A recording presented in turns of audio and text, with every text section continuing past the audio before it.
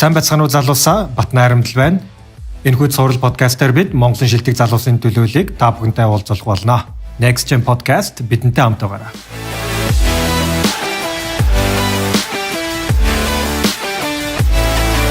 Сайн байцгаана уу залуусаа, Next Gen podcast-ийн дараагийн дугаар та бүхэндээ хүргэхэд бэлэн болоод байна. Энэ удаагийн дугаараар бас нэгэн сонирхолтой зочныг урьж оролцуулсан байгаа. За юуны өмнө урилгыг маань хүлээн аван одоо Next Gen podcast-нд зочноор оролцож байгаа баярлаа. Баярлаа. Урьж оролцуулж байгаад баярлаа. За манай зочин бол Монгол Ардын намын гадаад харилцааны хэлтсийн дарга Цэлмүүн байгаа. За тэгэхээр манай одоо Монгол Ардын намд шинэхэн томилогдсон одоо 90-ад оны буюу одоо шин залуу үеийн төлөөллийн нэг Цэлмүүн бол яах аргагүй мөн. За тэгэхээр хоёлоо бүгдээрээ түүхэлж эхлэе. Хаанхих вэ? Хаан төржсөд хаан сурсан бэ?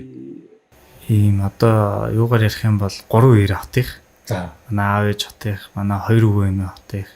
Тэгээд тийм би одоо хотын л үг. Тэгээд за. Яг Сүхбаатар дүүрэгт төрж өссөн. Сүхбаатар дүүргийн унгоо хүүхэд. За. Тэгээд багнаас бол одоо яг циркийн ерөнхийдөө баруун зүүн талд өссөн.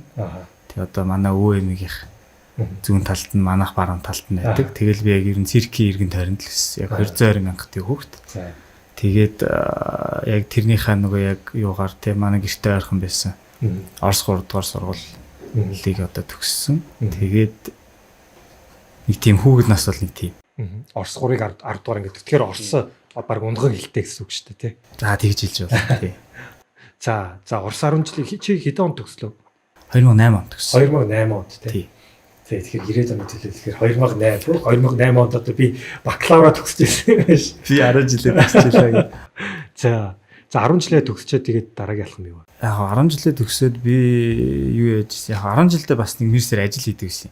Би өөрөө яг нөгөө юм график дизайн, вебсайт сонирхолтой. Тэгээд яг ийм компаниудын вебсайтуудыг ажиллаулдаг байлаа. Яг ийм нөгөө танилын үрэг гэх юм уу те. Аав ээжийн найз нөхдийн вебсайтыг тухайн үед айгүй тийм сонин вебсайтыг ер нь нэг тийм одоо сонирхож мэддэг айгүй хор байсан.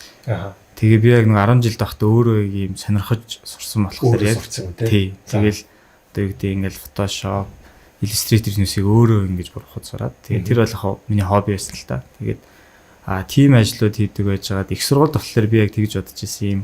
IT-ийн чиглэл юм уу? График дизайнер сурна гэд. Тэгээ 10 жилээ төгсөөд яг нөгөө яг юугаар бол манай аав ээж чинь Монголд сурах гээд. Тэгээ би чинь Яшүүгээд Мүйсийн мэдээлэл технологийн сургуульд оюутан болоод нэгдүгээр курстай шүү дээ. Мүйсийн мэдээлэл технологийн сургууль гэдэг тухайн үед яг ийм IT-ийн чиглэлээр бэлддэг сургууль байсан. Тэгээ Мүйсийн одоо Мүйсийн 3 дээр байдаг. Тэнд тэнцэж ороод нэгдүгээр курстэй сурж агаад тэгээд ер нь би Монголд бас юу одоо бас сурах нэг тийм сонирхолтой байгаагүй. Миний бол яг ингээд мөрөөдөл бол юу гадагшаа. Би бол бас бүр Европ, Америк руу мөрөөдчихсэн. Орос биш үү? Орос л таа. Орос би харин яагаад ч юм ерөөсөө тийм орслоо ингэж нэг тийм боддогс. Нөгөө Оросын бүх соёлыг 10 жилдээ үзсэн болохоор надад илүү цаашаа барууны соёл илүү сонирхолтой санагддаг гэсэн. За. Тэгээд Нью-Йоркийн Academy of Art University гэдэг одоо яг тэр нөгөө Marvel-ийн дизайнерууд, Marvel-ийн яг IT-гийнхэн бэлтгэгдэж гардаг Marvel студ, ер нь том студиудын дандаа график дизайныхан бөгөөд IT-гийнхний яг ингээд гол сурдаг сургууль нөхгүй. Тэгээ тэнд би яг apply хийгээд тэнцээд тэгтээ надад scholarship байгаагүй. Хэдэн он гэдэг чинь? 2009 8 онд. 8 онд би тэнцээд сургуулиуд бол өөрөө бүр хайжгаад тий, өөрөө бүр хайж байгаа болсон тий. Тэгтээ яг гарууд ер нь хаан сураад гэж байгаа. Тэр бол яг тухайн үед би яг нэг Marvel гэдгээр нь бол мэдээгүй. Зүгээр яг ингээд дизайны сургуулиуд руу apply хийгээд тэгэхэд намайг яг тэр Нью-Йоркийн сургууль ингээд авчихсан байхгүй. Тэгтээ яг нэг асуудал нь тэтгэлэг байгаагүй. Тэгээ би бол яг нөгөө өөрөөр явна гэж шийдсэн. Тэгээд за явандаа гэж тэгжсэн чинь тухайн үед Хятадын засгийн газрын тэтгэлэг зарлагдаад тэтгэлгийн одоо юм нөгөө шалгалт нь болох гэж байна гэд. Тэгээд манай аавч намайг чи тэрэнд өгөөд үзээч гэд. Тэгээд тухайн үед чи би нөгөө тоогоороо яг нөгөө бүрийн гүнзгийрсэн бэлтцсэн. Нөгөө яг IT-гаар сурна гэд. Тэгээ яг тухайн тооны шалгалт өгөөд англи хэлний шалгалт авч ирсэн. Тэр Хятадын засгийн газрын тэтгэлэг. Тэгээд тэр хоёрт нь тэнцээд тэгээд Хятадын засгийн газрын тэтгэл тэнцчээд За хятад явах уу юу явах уу гэхэл би хятад явахгүй. Тэтгэлэгтэй байсан ч. За. Тий. Яагаад тэгэхээр би Америк руу өөрөө очиод тэнд би өөрөө ажил хийгээд сургалтынхаа төлбөрөө олоод өөрөө тэндээ сурна гэдээ бүр ингээд бат итгэсэн байсан. Тэгээд нөгөө сургуулийнх нь хариу нь бүр 7 сард гарт. Шалгалтын 4 сард гарчаад. Тэгээд би 7 сард бүр Америкийн бэлтгэлээ хангаад визэндээ ороод бүр ингээд бүх юм ангижсэн чинь сургуулийн хариу ирээд. Тэгсэн чинь одоо хятадын номер 1 Чинхуа их сургуулиас надад тэгээд яг софтвер инженерээр сурах юм юу гэсэн бохоо. Нөгөө хятадын тэтгэлэг маань тийм сургуулийнх нь хариу тэгж ирээд. Тухайд нөгөө сургууль нь мэдэгдэхгүй. Тэгээ 3 сар байх хооронд би чинь Америкийн он гэсэн бохоо бэлдээл. Үгүй би тэтгэлэг авсан гэсэн би авахгүй нэг хаяад явна. Тэгээд тэгсэн чинь сургуулийн хараад би яг ингээд өөрөө тэгэл хятадд тэгэл нөгөө аав ээж хоёр бас авих нөлөөсөн л дээ намайг тэг хятадын Цинхуаштай наадах чинь. Тэ. Тэгээ тухайн үед дэлхийд ранкаар нэг 50-д бичигдсэн. Тэгээд одоо тэгсэн чинь энэ жил бүр 20 дэх ороод ирсэн. Одоо чинь тэгээ хятадын бол үнэхээр шилдэг 3 сургуулийн нэг. Тэ одоо дэлхийн бас топ сургуулийн нэг орцсон л та. Маш хурдтай орсон шүү те. Бас маш хурдтай өсөн дэвжиж те. Тэгэл Цинхуароо за одоо ингээд Америкийнхаа юг хаяал за тэг нэг тэтгэлэгтэй. Тэгээд хоёрт амар том сургуульд тэнцсэн юм чинь гэл за хятад явъя да гэх. Тэгэл хятадд очиод хэл сурсан. Нэг жил хэлний бэлтгэл. Тинжингээ хотод, Бээжингийн хажуугийн хотод хэлний бэлтгэл хийгээд тэгээд тухайн үедээ яг хятад хэлийг бүр өстэй яг нөгөө нэг юу шиг үтсэн. Тэр чинь номын сан цугал би чинь нөгөө нэг яг хятад хэлний анхан шатны мэдлэгтээс манай ээж чинь хятад хэлний багш. Их сургуулийн хүмүүс хятад хэлний багш. Тэгээд анхны бол мэдлэгтэй очиж байгаа. Би нөгөө багтаа өөрөө бас үзчихсэн. Тэгээд нөгөө төгөн зөрүүлж үзээл тэгээл Цинхуад ороод тэгэл 4 жилстэй үзэж тараал. Тэгээ ер нь бол аюу хэцүү байсан. Ер нь хятадд сурахын хамгийн гол би яг төлхөр нь бол хятад хэл гэж боддог. Хэлээ маш сайн магадгүй. Тэгээд одоо компьютер сайенс буюу одоо компьютерийн шинжилгээ ухаан тэ софтвер инженер тэ. Тэгэхээр тэр яг хятад хэл дээрээ яг тэр шинжилгээ ухаан бас өөр байх уу? Үгүй юу штэ. Ер нь бол нөгөө тийм нөгөө онлоод бүх юм нь бол хятад хэл дээр яваад. За. Яг софтвер код бичих бол шууд англи руу орчих жоох. Тийм. Тэгэхээр бас нэг талаараа арай илүү одоо юу гэдэг ингээд хятадд очиод уран зохиолоор сурж байгаа хүн бол цэвэр хятад хэл шаардсан шүү дээ. Тэгэхэд би бол яг нэг давуу тал байсан нь нөгөө кодинг буюу яг энэ програмын хичээлүүд нь бүгд англи дээр ордог. За. Тэгэхээр чи хоёр хэлтэй болох нь шүү дээ бас давхар. Тий. Яг нөгөө миний англи хэл чинь бас яг Орос 3-т 3 дугаар ангиас англи заадаг. Тэгээ тэр нь бүр яг нөгөө Америк, Канада, Австрали багштай. Тэгэхээр биднээс бас ер нь англи хэл айгүй гайгүй болцсон. Очсон. Англи дээр очихоор хамгийн лаг англи хэлтэй гадаад нүгөө юу? Ер нь тийм. Тэгээ яг Симад чинь ингэсэн. Би анх очиод манай анги 4 гадаад. За. 3 Солонгос, 1 Монгол. Тэгээ 60 хятад. Ингээд манай анги нэг ийм 60 хэдүүлээ ингээд нэг ангисан байхгүй. Тэгэл 1-р курс төгсөөл 2-р курст орсон чинь 2 Солонгосон байхгүй болсон. Хайц ингээд гисэн чинь ерөөсөө сурч чадахгүй маань амар их нөгөө хитрхи их нөгөө дарамттай байна гэд. Тэгээ нэг нь сургуулаа солио яваад гэсэн.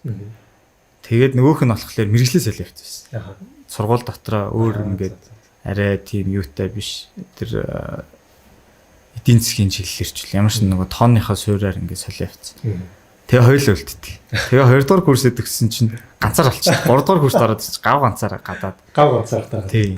Тэгээ ингээд нөгөө 60 эдэн хятад оюутантайгаа ганцаархнаа.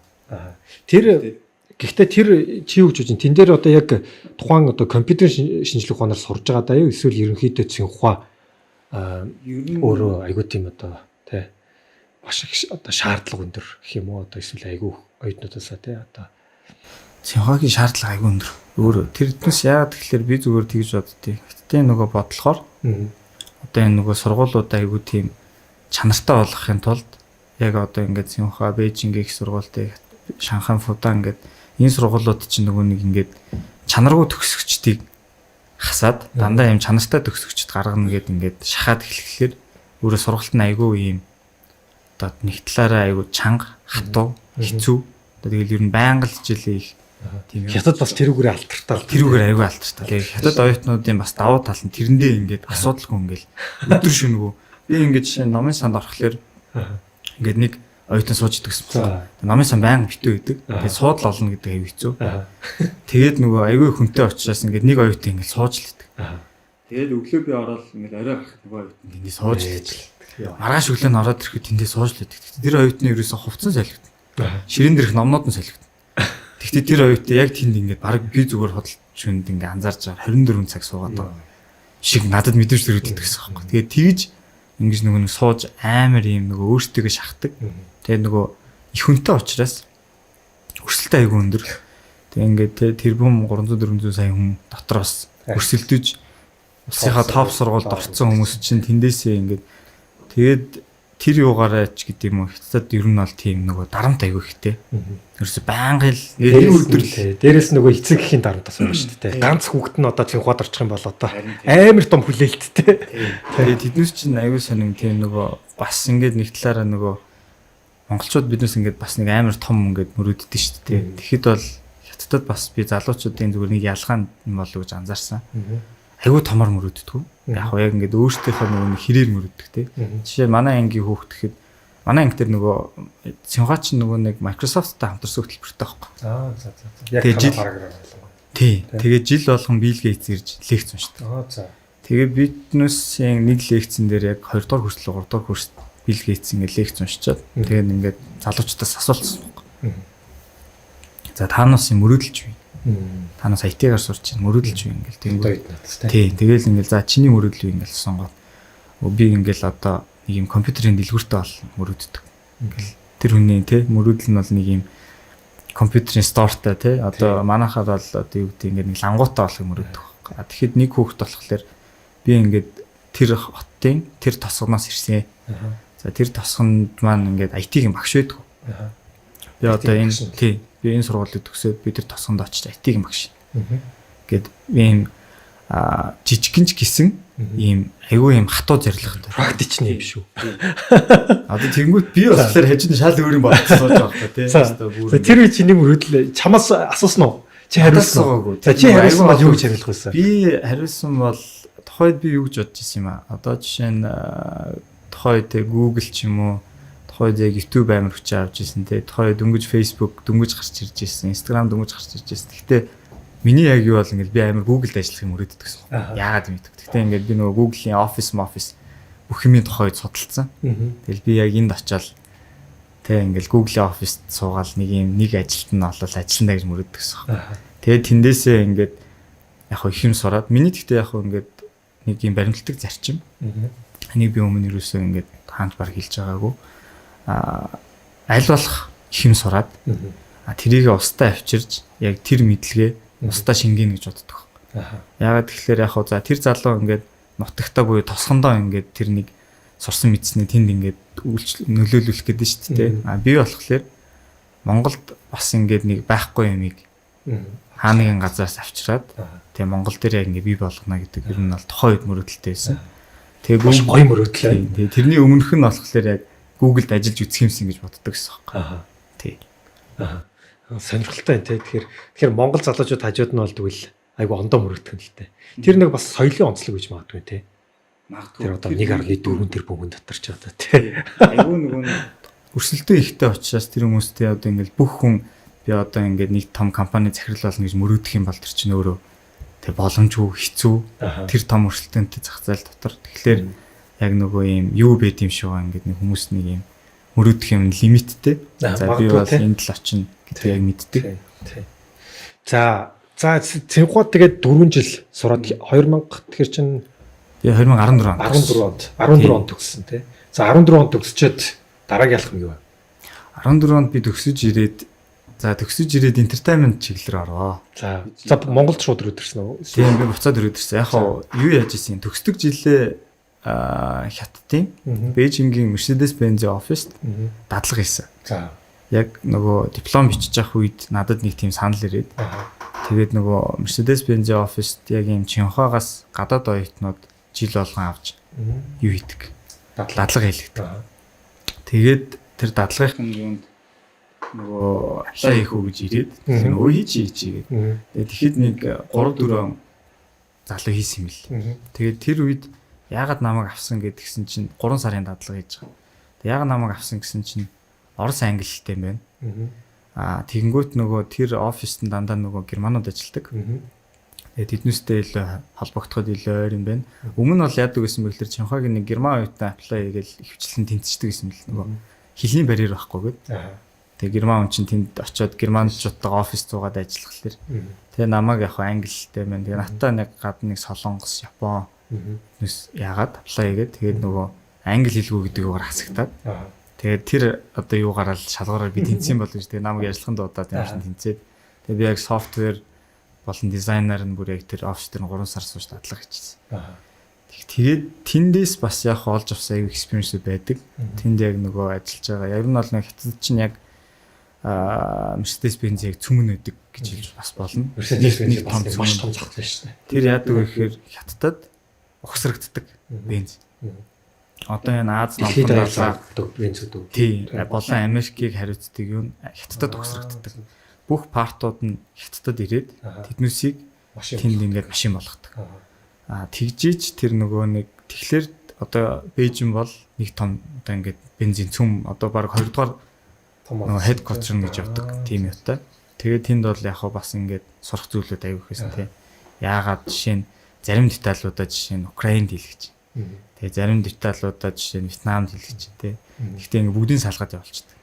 Тэр чинь бүгд нэг газар хийгддэг тийм. Хятад Тэг хятад бас нэрээ би одоо санах нь бас Volkswagen те бас айгүй том бас олон жил те том офистай хятад том офистай байсан шүү дээ тий. Хятад явж байгаа бас олон машины марк дээр нь Volkswagen байдаг те. Тэгэхээр германчууд бол хятад бол нэлээд ихт орсон юм шиг байна хитэн зах. Тэр нөгөө хүн те хүн ам ажиллах хүч тэр бүх юугаараа тэгэл. Тэгээ ямарсан 4-р курстэй нэг тэгж үзчихээ тэгээд төгсөөд диплом аваад тэгэл яг тухайн үед би аягуулсан Монгол аим буцмаар санагдчихсан. Яг ингээд 5 жил гадаадд байцсан. Тэгээд яг ингээд яагаад ч юм нөгөө найзууд руугаа Монгол руугаа ингээд гэрүүл бүх юм Монголд байна. Тэгээд зарим манай найзууд бол тэндээс шууд ингээд Хонконг тэгээд зарим нь Америк хүн яваал нөгөө нэг Чинхаа төгссөн ингээд ингээд урилгаар ингээд компаниуд санал тавьчихдаг. Төгсөж байгаа оюутнуудад нь. Тэгээд надад болохоор Хонконгоос нэг санал ирчихсэн. Тэгээ би за юм Хонконг 5 жил одоо хятадд явж ямарсан буцъя гээд. Тэгээд Монголд ирээд нэг юм чөлөөтэй амраад 3-4 сар амраад найзуудтайгаа аялаад. Тэгээд entertainment тал руу жоох ажиллах гэж ороод. За. Тэгээд ер нь entertainment талын одоо энэ видео тэг киноны зах зээл энэ эднэс рүү орж үзсэн. Гэхдээ яг л сонирхлоор л явж штэ. Тэгээ яаж яваад намд холбогдчихваа. Намд албан ажилд орсон дээ. Намд бас айгүй сонио. Юунд 15 оны 1 сард би юу яасан? Барилга хотын байгуулалтын яамд. IT-ийн инженер хайж ингээд. Тэгээд яг би нөгөө нэг бас нэг танилаараа тийм юу аваад. Тэгээд тэгсэн чинь надад бас нэг сонирхол байсан. Би бол ингээд нөгөө байнгын ямар нэг юм experience их дуртай. Би одоо яг ингээд харахаар миний ажилласан ингээд жилүүдийг харахаар би нэг газар ер нь хамгийн тэтлэн жил хагас ажилласан байт. За ингээд явцсан. Жил хагас болоод нэг өөр газар очиод ингээд. Тэгээд тэр бас миний нэг өөр хувийн онцлог юм шиг байна. Би нэг юм янз бүрийн experience-үүд авах дуртай. Би одоо жишээ нь ингээд аялахлаарэ тийм ингээд бүр яг нөгөө нэг backpack-тай аялах дуртай тий. Тэгэнгүүт тухайн үед яг ингээд төрийн албанд ажиллана гэдэг яг ямар experience байд юм бол гэж үзээд. Тэгээ би ингээд материалаа очиж өгөөд яах нь вэ гэдгсэн чинь намайг хэд хоногийн дараа дуудаад. Тэгээ тухайн үед тэр нөгөө төрийн захиргаа удирдлагын газрын дарганд дуудаад. За чи ингээд хятадын ийм сургуулийг төгссөн юм байна. Тэгээ ингээд төрийн албанд орно гэдэгт итгэлтэй байна гэдэг чинь тэгэхээр нөгөө итгэлтэй нэтгэлтэй. Би чинь бас надад тэг ингээд шинэ experience. Тэгээ за төгөлчээ ингээд яг тэр нөгөө туршилттай явах цагаар би ч бас нөгөө төрийн албаны шалгалтаа өгөөгүйсэн. Тэгээд одоо яг ингээд туршилтын хугацаагаар ажиллаж байхдаа төрийн албаны шалгалт нь бэлдээд тэгээ нэг 3 сарын дараа төрийн албаны шалгалт өгөөд жинхэнэ төрийн албаа авчихлаа. За. Тэгээд нөгөө IT-гаар ингээд ажиллаж исэн чинь манай яамны гадаад харилцаан дээр байсан хүнийг 2 хүн хоёулаа ажилласаар авчихсан. Тэгээд нөгөө гадаад харилцаан дээр хүн хайх хэрэгтэй болоо. Тэгээд тухайн үед гадаад харилцаа хоос мэж болохгүй. Айгүй их гадны нөгөө тэг хөрөнгө оруулагчид янз бүрийн компаниудтай байнга уулзалтын тэгээ нөгөө сайд нар байнга уулзалтын тэгэхээр тэр протоколыг хариуцах те тэр бүх юмыг ингээд яах юм байхгүй болсон. Тэгээд нөгөө хүний нөөцөөс дуудаад нэг өдөр тэгээ ингээд одорсон чинь чи чинь хятад англи орсолт юм шиг. Чи энэ гадаад харилцааг хамтныг давхар хэсэг хийгээд гэж баг бахта айгүй олон тийм дипломатуудыг харж ирсэн. Одоо ингээд манай аав ээжийн найзууд те өвөө эмээгийн найзууд гэдэг айгүй олон дипломатууд. Тэгээ гадаад харилцаан гүт за гадаад харилцааны бас юм сурыг. Надад одоо те сурах хэрэгтэй. За дипломат алба гэж ямар алба байдгийг. Тэгээд ороод юу болвоо? Гадаад харилцааны мэрэгчлэлтэн болвоо. Давхар IT-га ч идэг гадаад харилцааны мэрэгчлэл. Тэгээ тухайн үед манай барилга хотын сайдаар одоогийн Цогтоотор гишүүн. Тухайн үед барилга хотын сайдсан байхгүй. Тэгээд тэр үед би нөгөө тэр хүнтэй анх танилцчихаа. Тэгээ тэр хүн чинь өөрөө орс англи гихмээр хэлтэй. Өөрөө одоо тэгээд уулзалт нь орохлоор би нөгөө ингээд ямаа төлөөлж орохлоор шууд ингээд орс англиараа шууд өөрөө яриа авчихсан. Тэгээ нөгөө юугаар чинь протокол чинь би нөгөө орс англитэй шууд хөтлөнө. Тэгээ шөнө сууж нөгөөтгөө монгол руу орчуулаад протокол авчихна. Тэгэл өдөрт юусоо ингээл доотл нь 5, дээдл нь 10 болсон. Гадныхан тэг авчиж байгаа. Тэгэл нөгөө хүмүүстэй чинь уулзаал бүх юугийн шүнжэнгөө бичээл үүрээр унтаал өглөө ажилдаа явал юусоо ингээл гэтээ маш их юм сурсан баг те. Тэр тэгтээ айгүй том дипломат ч хүнтэй ажилласан байл. Гой боломж те. Амар гой боломж. Би тэрийг бол яг ингээд надад болцсон амар том ингээд нэг тийм цаанаасаа ингээд өгсөн. Ингээд за цэлмүнэ чи энийг тэг юм сурал сур гэж өгсөн тийм боломж ч үзсэн. Тэгээд би тэндээс юу сурсан бэхлээр би дипломат төсний бүх зүйлийг сурч. Тэг яаж би авч явах вэ? Яаж тэг ингээд ямар үед ямар хариулт өгөх вэ? Тэг яах вэ? Ийх вэ? Тэгээд ингээд тэр ярианы хэв маяг тэг яаж одоо ингээд дипломат гэдэг чинь бас би зүгээр бодохдоо бас юм хагас одоо юм тэг зэрэгжилтийн байдалтай юм ажил юм болов гэж боддог. Яагаад тэгэхээр чинь тэр хүний амнаас гарч байгаа үг тэр гадаадд очихлоор чинь ингээд Монголын мэдээллийг зөв өхөө буруу өхөө гэдэг асуудал чинь одоо тэр хүний ингээд тэгээ толгой дээр шийдэгддэг. Тэгээд тэр бүгдийг сураал. Тэгээд тэндээсээ гадаад яамд атшаагаар очиод. Тэгтээ яг тухайн үед нөгөө сайдыгаа дагаж яг нэг авч авсан юм. Би яг нөгөө нэг намтай авах холбогдсон. Тэгээд нөгөө Цогтоотор сайттай чинь ерөөс ингээ баг өдөр бол хамт явдаг. Би баг тослох шиг болчихж байгаа. Нөгөө нэг байнгын гадаадтай болсон. Тэгэл тэнд уулзалттай гэл тэгэхээр би очино заавал сайдыгаа дагаал очино. Тэгэл юу гэдэг тэгж анх ерөөхдөө бол ингээд намтай танилцсан. Тэгээд намын дэрэгдэх залуучдын байгууллага буюу тэг намзих гэдэг байгууллагатай танилцсан. Монголын залуучдын холбоо тий. За тэнд битээр бас танилцсан байгаа тий. Зэрэг урсан байх шүү хоёлаа тий. Би яг хоо юугаар ингэсэн намзихт Сүхбаатар дүүргийн намзихт анх 2015 онд орсон. За. Тэгээд тэндээ дүүргийн салбараар ингээд салбарт ороод тэндээс ингэж явж байгаа. Хоёулаа чинь яг нөгөө 19 онд өдөртөх зөвлөлтэй бий болоход учрал ерөнхийлөгч маань томлогдоод өдөртөх зөвлөлөө гаргаж ирэхэд хамтдаа нэг баг болж гэж тий нэг одоо бүрэлдэхүүн болж орж ирсэн тий. Тэгээ бас нийгмийн арч Монголын залуучдын холбоонд 2019 оноос хойш бас олон зүйл дээр хамтарч ажилласан тий. Тэгээ цэлмэнтэй ажиллахад бол маш тосорхой гэдэг бас тэгээ айгүй юу харагдсан л та тийм чиний бас харж байгаа үнцэгтэй айгүй тийм бүтээлч бас ингээд одоо жишээлбэл ингээд санааг ингээл одоо яг чиний бэкграунд чинь бас яг тэн дээр бас график дизайн гэдэг ингээд гаргаад ирэхэд бас нэг шал ондоо өнцгөр те айгу гоё болгоод гаргаад ирдэг тийм давуу талууд төлцөндөө байсан л та. Олон зүйл дээр бас хамтарч гоё ажилласан.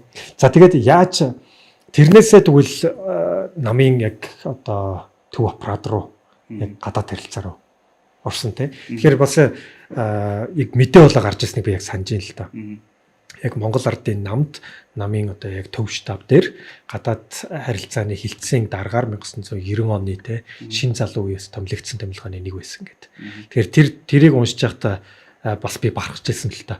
Ингээд Монгол Ардын нам гэхээр л одоо жишээлбэл ингээд олон залуучуудад аягүй тийм одоо хөгшин нам юм шиг те. Гэхдээ яг 100 жилийн түүхтэй нам гэхээр заавал хөгшин байх албагүй те. Яг дотор нь ингээд бас гэхдээ би ясч гаднаа нь ингээд байхдаж гэсэн бас нэг тийм ондоо төсөглөлтөө те яг дотор нь ороод үтсэн чинь ингээд бас шаал өөр айгүй олон залуучууд тэр бодлогын ард нь те тэр одоо мөрийн хөтөлбөр дээр ч юм уу аяга ажиллаж яадаг те бодлогыг тодорхойлж яадаг гадаад харилцаа гэхэд 90 оны дарагтаа ихэр айгүй тийм одоо залуулаг хамт олон байсныг нь тэгээд тэндээс би ойлгосон л та яг тэгэхээр би чамаас тийж асуумаар байна л да яг чи орхосоо өмнө те одоо бас яг нам гэдэг ч юм уу эсвэл яг тэр институцийг юу гэж хардаг байсан те орсныхоо дараа чиний тэр бодол чинь бас яаж өөрчлөгдсөн байдаг бол ялангуяа 90-ад оны залуугийн хувьд те надад яг хуу би ингэсэн юугаар төрийн албанд ажиллаж агаад тэгээд би ер нь нэг юм хувийн юм хийж үзье гэж бодоод би чинь төрийн албаа хаяад гарсан.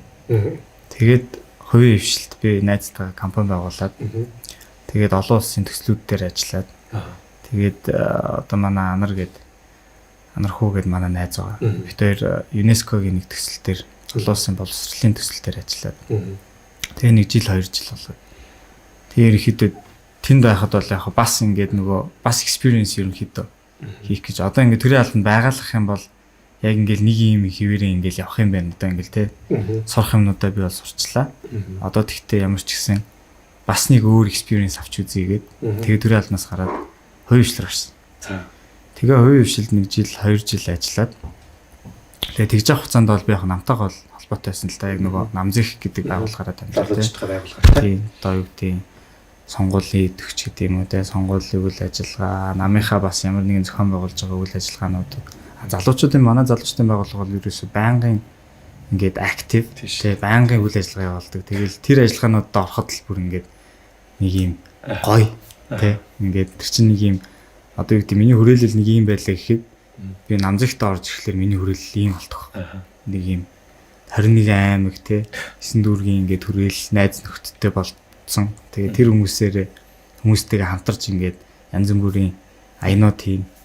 Тэгээ энэ бүгдээс ингээд хараад яг нам бол надад яг ингээд нэг юм нэг амар том юм өсөр юм санагддаг байсан. Ялч ингээд тэр чинь нөгөө залуучуудын хүнд байгаад байгаа. Яг тэр байшин дотор ингээд бусад өрөөнүүд нь юу болж байгааг бол ингээд мэдтгүү. Нэг тийм өсөр том тийм ингээд өсөртэй байгаад юм гэл тий. Тэгээд надад түрүү жил яг ингээд намын гадаад харилцааны хэлцээний арга гэдэг юм одоо юун дээр тий намайг ингээ албан тушаал дээр ингээд санал болгож байна гэд ингээд манай одоо намзахын маань ерхийлэгч учирлагч намайг санал болгосон юм байл. Би тэрийг сүүлд олж мэдсэлтэй. Тэгээд ямар ч гэсэн ингээд намаас надтай холбогдоод за ингээд чамайг ингээд айгүй тэ хүмүүс ингээд санал болгоод дэмжиж байна. Чи ингээд намын гадаад харилцааны хэлцээний аргаар ажиллах уу? Тэг би тухайн үед бол гэхдээ яг үндэ өөрийгөө бол амар яасан. Би чадах болоо тий. Тэг би чинь дөнгөж тэг 29-тэй залуу яаж одоо ингээд бүхэл бүтэн тэр байшин ингээд хэлцээний дарга гэдэг чинь миний хувьд бүр ингээд амар нүсэр юм санагч байгаа. Би тэгээд юу лээ. Тэгээд гисэн чинь надтай бас яг нас чацуу дахиад 2 залуу бид гурыг ингээд 3 залууд яг ийм 3 өөр юм дээр ингээд санал тавьсан. Байсан л тэгээд би яг ороод за ямарч үзээд алдъя. Тэгээд ямарч хичээ. Тэгээд нөгөө миний бодож исэн те ингээд усын хоорондоо одоо ингээд нэг ч гэсэн нэг сурсан юм аа ингээд хувь нэмрээ оруулах нэг юм маань ингээд ирж байгаа юм болов уу гэдэгтэй ингээд амар над дээр ингээд тийм надад бол амар айц төрсөн яг үндэ. Тэгээд дотор нь ороод ингээд ажиллахаар яг тэр одоо анх бодож исэн тэр нүсэр том харагдаадсан яг тийм үнэхээр нүсэр том байдаг юм байна уу эсвэл яг үндэ шал өөр идэг юм байна уу? Яг нам ийм би бол ингээд одоо яагаад ийм олон залуу ингээд оруулаад ирж байгаа юм бол гэж бол гайхчихсан. Яагаад тэгэхээр надад юу гэдэг ингээд нэг намын дарагч гэдэг юм нэг хүн гэхэлэр нэг юм 50 60 таа төсөөлөгдөд байдаг байхгүй шиг төсөөлөгдөд тий. Тэгээд яг ингээд яваад орсон чинь ер нь бол ингээд залуучуудын дийлийнх нь дарга нарын дийлийнх нь залуучууд бид бүр ингээд гайх хамт ажиллажсэн нөгөө хүмүүс нь бүгдээрээ залуу хүмүүс. Тийм залуу хүмүүс. Тэгээд бичтэй юу илээ гэх тэгэнгүүт яг хоо ардын намын нэг энэ бол аюу том юм давуу тал мэн гэж би харсан. Байнгын одоо юм залуучуудыг ингэж байнгын бэлтгэдэг. За намзыг олгодог тий боломжийг нь олгодог. Намзыг дээрээ бэлтлээ. За окей. Чи бэлэн болсон бол ийшээ орж ирээд одоо эндээ бэлтгэх. Тэгээ одоо бол би яг өөрийгөө бол яг энд үнэхээр бэлтгэгдэж байгаа гэж бодож байгаа. Би энд над дээр бол би өмнө бол ингээд өөрийгөө би нөгөө гадаад харилцаан дээр маш их зүйлийг мэддэг. Ер нь бүгдийг ингээд ойлгоцсон, гадралцсан тэ ингээд гэж бодож ирсэн. Энэ дээр би одоо өдөр болгон цоошин зүйлүүдийг сурч байна. Тэгээ надад бол яг үүндээ бас нэг том амар том шиг бол миний амьдралын хоёр дахь том шиг бол одоо яг энд байна гэж бодож байгаа. Надад ч бас яг тэгж харагдсан юм л да. Яг анх ингээл би бас намд ороод бол удааг байгаа шүү дээ, тий. Гэтэ анх харахтаа бас л надад нэг тийм нүсэр хүнд бүтэцтэй айгуу тийм одоо ер нь бол жоохон хөгшин ч юм уу тэгж одоо бас яг тийм үзэл нэг тийм бодолтой байсан байхгүй. Тэгээд яг үндэ ороод арсан чинь айгүй олон залуучууд ард нь ингээд ажилдаг айгүй тийм залуу. Тэгээ бас хамгийн гол нь яг тэр залуу үедээ яг түрүүч нэглэснээр боломж олгодог тийм одоо соёл тогтцсон байл л та тий гэж ойлгосон. Тэр ингээд нөгөө corporate culture гэж ярьдэн шүү дээ. Ямар нэгэн институцийн тэр соёл нь одоо соёл гэдэг чинь өөрөө бичигдээгүй дүрм байхгүй. Хүн болгон дагдаг тий мөрддөг. Яг тийм дүрм тийм соёл тогтцсон ингээд институт юм байна тий. Тэгэхээр тэр нь надад айгүй таалагдсан тий. Тэр залуучуудаа дагаад бас ондоо зөндөө залуучууд бас орж ирнэ. Тэгээ тэр чинийгээрээ бас шинэ үзэл санаанууд орж ирнэ тий. Тэгэхээр тэр залуучуудаа боломж олгоно гэдэг бол айгүй тийм бас маш том үнцэн юм уу гэж бас харж лээсэн л да.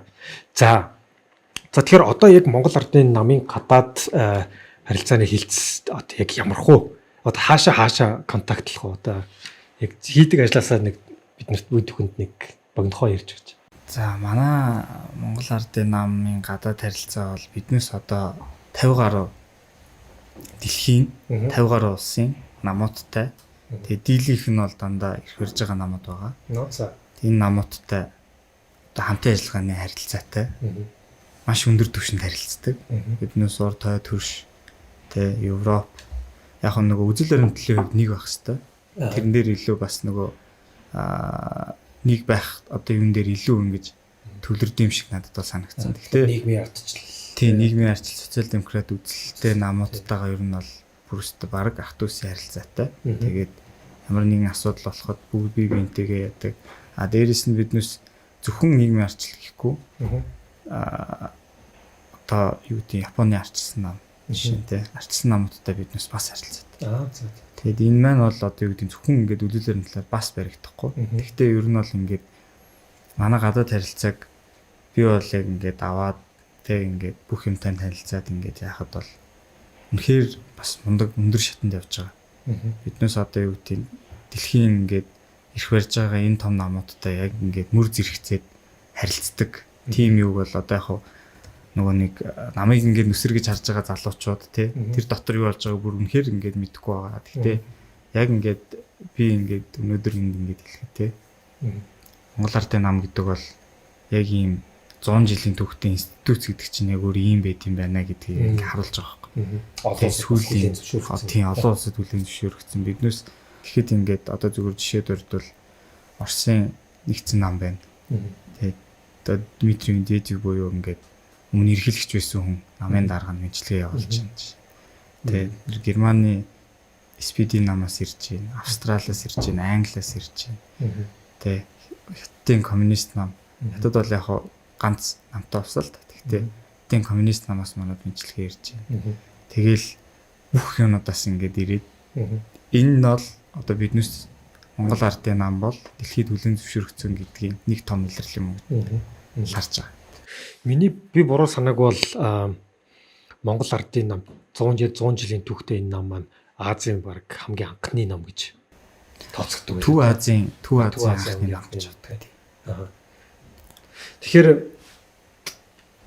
одоо хоёлоо нэг юу би ч бас юу асуумаар л да. Одоо яг ингээд нам гэж ярьдаг ч юм уу эсвэл ингээд улс төр гэдээ ярихаар те ялангуяа одоо жишээлбэл бидний насны залуучдын дунд бол айгуу тийм одоо бохор муухай ч юм уу те эсвэл улс төр айгуу тийм би оролцох дурггүй би хол байх дуртай эсвэл тийм амир кул биш гэж ярьдаг штэ. Тэр одоо ингээд өөрөө намын бүтцийн нэг ингээ хэсэг нь болоо явж байхад ингээд тэр одоо чиний өөрийн чинь хувийн бодол тэн дээр яг юу байдаг вэ? Хэр өөрчлөгдсөн байсан? Би 20 айгүй өөрийгөө орой олсон гэж боддتي. Гэхдээ нөгөө улс төрийн үзэл баримтлал гэдэг юмыг ер нь залуучууд одоо яг судалж олох хэрэгтэй гэж би зөв боддог. Миний хувийн бодол. Яг улс төрийн талаас харах тий. Би 24 наснда өөрхийг улс төрийн үзэл баримтлал олсон байхгүй. Одоо нийгмийн арчлал буюу Социал демократын би өөрийгөө нөгөө айгүй олон тестээр тестэлж үзээд тэ ямар үед ямар шийдвэр гаргаж байгааг ингээ харахаар миний яг нөгөө үзэл баримтлал юм зүүн төвийн үзэл баримтлал байгаадсан байхгүй. Би бол яг нөгөө нэг ингээд юу гэдэг ууг нь арчилсан улсын хүн. Тэгвэл миний үзэл баримтлал бол яг арчилсан биш. Яг ийм нийгмийн арчлал буюу тэ социал демократ нийгмийн арчлал тий. Гэт нэг ийм арт түнлүүгээ чиглэсэн би нэг ийм тим төрлийн хүн юм байна гэдэг 24 наснд олсон. Тэгээ тэрийг ингээд надаас их тулсан байна. Тэгээ тэр бол яг нөгөө одоо ингээд харахад залуучуудад нэг дутагтаад байгаа юм. Манай залуучуудын улс төрийн боловсрал ерөнхийдөө ингээд нэмэгдүүлэх хэрэгтэй байна гэдэг би зүгээр нэг тийм үнцэг хараад байгаа. Тэгээ тэрийг нэмэгдүүлэхгүйгээр биднээс ингээл чи ардын намыг дэмж чи тэр намыг дэмж гэдэг юу ярих өөр амар буруу тийм. Тэгэнгүүт бас би нэг зарим залуучуудыг харж байна л да өөрөө ингээд амар арчилсан хүн байхгүй. Тэгэнгүүт одоо юу гэдэг ингээд манай намыг дэмждэг ч юм уу тийм. Эсвэл ингээд яг ийм зүүн төвийн үзүүлэлт хөндлөлтөй хүн байгаад байгаа байхгүй ярианаас мэдэгдээд байгаа байхгүй. Тэгсэн мөртлөө ингээд арчилсан нам байдаг ч юм уу тийм. Ингээд манай найзууд байгаад. Тийм ер нь бол яг өөрийнхөө үзэл санаа юу гэдгээ ойлгоод яг тэр үзэл санаан дээрээ тулгуурлаж яг тэрийг нь дэмждэг, тэрийг нь хэрэгжүүлдэг одоо тийм улс төрийн институт одоо натуралны бол дэмжин шүү дээ. Тийм ер нь үсэн тий. Тэн дээр санал нэг байна л та. Тэгээ залуучуудыг одоо ингээл тий одоо чи ингээл тэр намыг дэмжлээ, энэ намыг дэмжлээ гэдэг байгаа байхгүй. Тэгэнгүүт зарим залуучууд нэрнгээс яг төрчлөө гэдэг чинь. Тийм бас төрчлөө гэл. Тэгэнгүүт зарим залуучууд нэрнгээсээ үзүүл баримтлал олцсон явж ивэл яах вэ? Тий. Одоо жишээ нь би бол өөрийгөө яг олцсон. Би ингээд яг эндээ ингээд үнж гэдэг мэддэг байхгүй. Тэгэд энэ зүйлээ олцсон хүнийг чи одоо ардын намыг дэмжлээ, чи арсан дэмжлээ гэж хэлэх нь өөрөө буруу. Энэ дээр хардаа нөгөө бас чи улс төрчлөө ч юм уу тий ингээл эсвэл ингээл улс төрдөг хүнийг дэмжлээ гэхээр ингээд тэр шээ илүү дайрдаг ч юм уу. Яг нэг тиймэрхүү одоо чиг хандлага ажиглагдаад байдаг л та тий. Тэгэхээр тэрүүн дээр одоо би яг чамаас сумаар л да яг ингээд дотор нь ажиллаж байгаа хүний хувьд тий. Яг надад яг энийг асууж байгаа гэхээр улс төр яг тэгэхээр улс төрөөр чинь дамжаад тий одоо томоохон бидний амьдралд нөлөөлөх том шийдвэрүүд бүгдээрээ гардаг тийм үү. Улс төрөөр дамжиж бид нэр одоо яг төрийн одоо дээд байгууллага тийм улсын хурлын гишүүдээ сонгодог, ерөнхийлөгчөө сонгодог, тэрүүгээрээ дамжаад ерөнхий сайд маань сонгогдоод засгийн газар маань бүрддэг тийм. Тэгэхээр тэд нар болохоор бидний амьдралд нөлөөлөх, бидний ирээдүйг шийдэх шийдлийг тэр хүмүүс хийгээд байна шүү дээ. Тэгэхээр тэр хүмүүс уул нь бол яг биднийг төлөөлөх ёстой. Тэгэхээр тэр төлөөлөлдөө бид нар өөрсдөө оролцохгүй бол хэн нэгэн бидний өмнөөс очоод шийдвэр гаргахад нөлөөлөхөд тийм оролцож чинь гэсэн үг байхгүй. Тэгэхээр бид нэр өөрсдөө комплейн хийж байгаа ч юм уу тийм өөрсдөөсөө хоцроод нэгсэн доо ирээдүгөө ондоо хүн тодорхойлоход нь ингээд боломжийг олгох чаддаг гэж хардаг байхгүй. Наатан дээр ч яг санал их. Тэгэхээр энийг чи бас ингээд өөрийнхөө гөр тайлбарлаач байна. Яг хоо би бол одоо яг ингээд яг нэг хэлэхэд үнэхээр боломж нь олддог бол одоо ингээд айгүй мундаг залуучууд байна Монголд. Гадаад төгсөөд ирсэн, Монголдо төгссөн үнэхээр мундаг залуучууд байна. Салбар. Тэгээд энэ хүмүүс яг үндэ ингээд ус төрийг одоо ингээд зарим жигшээд юм л та. Одоо жишээ манай найзууд.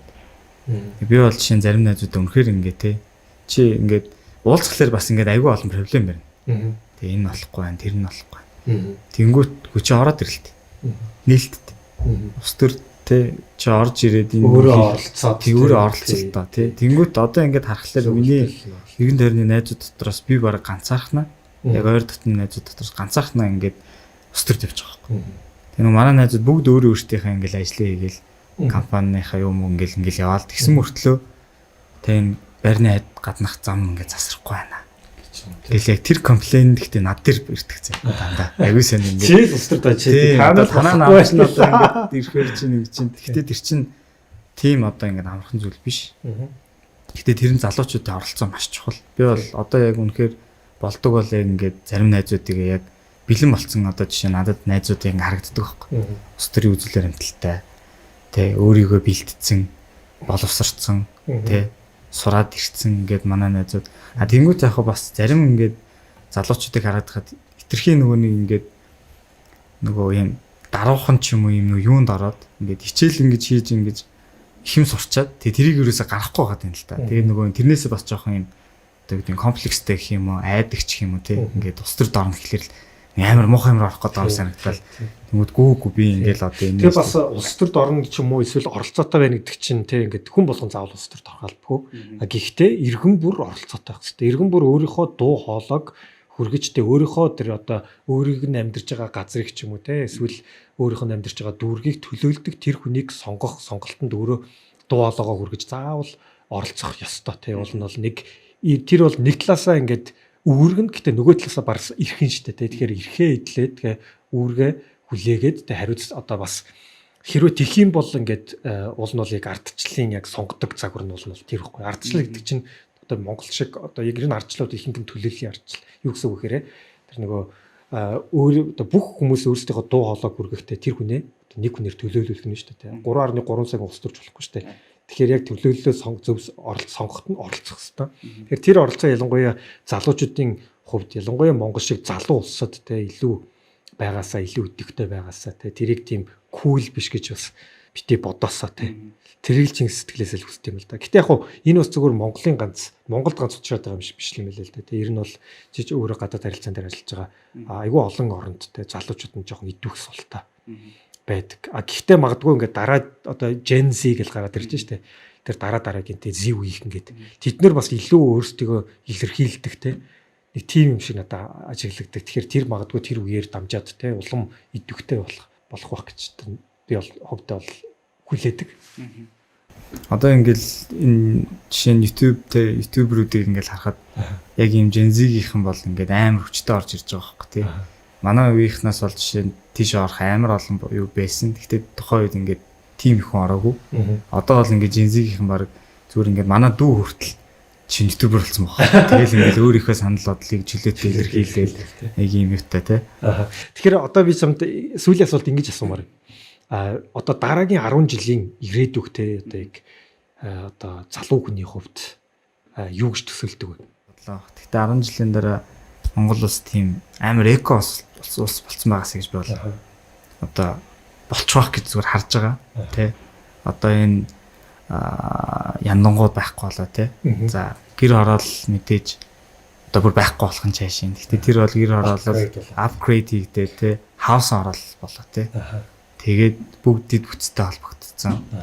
За тэгээд ингээд бүх ерөнхийдөө бол одоо ингээд энэ хотод ингээд муухай өнөр байна гэж энэ тавтай байна гэж энэ бүгдийг арилгаал ногоон байгууламжуудаа ихсгээл. Тэгэхэд бол Улаанбаатар ч юм уу те ингээд Монгол улс супер их. Би яг хоо нэг 17-8 усаар аялсан. Тэгээд тэр ингээд улсуудын экспириенсээс харахад бүхэл газар яг манайх шиг ингээд хотын гоё хэсэг гэж байдаг. Хотын зах гэж байдаг. Гэр хороол гэж байдаг. Тийм ямар ч хөвгөлтэй байсан тийм байдаг. Зөвхөн ингээд нэг зарим хүмүүс ингээд те зөвхөн Улаанбаатарт ингээд гэр хороол дутаан тунд байгаад байна. Мексикт очиод харалтай те. Мексик чинь зүгээр яг бүр манахаас их гэр хороол тунд жоохон ингээд даунтаун байж байгаа юм шиг. Тэгэд энэ юг ингээд харахад биднээс бол зүгээр 10 жилийн дараа үнэхээр супер эко хот улс болцсон байгаас 21 аймаг маань бол эко болоход үнэхээр амархан. Тэрийг би бол дор нэгднэ гэж боддог. Хот маань бол эко болоход бас аюу амархан. Гэхдээ тэр амархан явах замд ямар ч саад дотор байхгүй яг ингээд чиглээд ингээд усаараа яг хөдлөх юм бол easy 10 жилийн дотор бол би easy тийм болчихно гэж байна. За баярлалаа. Тэгэхээр над чинь бас яг танаа үеийн те шал ондоо өнцгөр ингээд бас гоё харж байна л та. Тэгэхээр яг чиний тэр төсөөлж байгаа нэг тим одоо эко Улаанбаатар хотод те. За 10 жилийн дараа бид нэр бүгдээр амьдрах болтугай. Тэгэхээр миний хувьд ч гэсэн одоо жишээлбэл ингээд залуучууд болгоон те хүүхэд болгон өөрийн хүсэл эрмэлзэлтэй хүсэл мөрөөдөлтэй тэрүүндээ хүрнэ гэдэг тэг итгэл үнэмшилтэй тим нийгэмд бид бүхэн амьдарч байгаасаа гэж хүсэж байна. За тэгээд одоо урилгыг маань хүлээн авч одоо сайхан тэм чөлөөтэй гоё одоо өөрийгөө илэрхийлсэнд те ингээд бас боломж олгосонд баярлалаа. Намайг өрж оролцуулсанд бас баярлалаа нагида. За баярлалаа. За тэгээд энэ удаагийн дугаар маань за энэ хүрээд өндөрлөж байна. За бүгдээрээ дараагийн удаа бас нэг сонирхолтой зочноор үргэлжлүүлэх болно.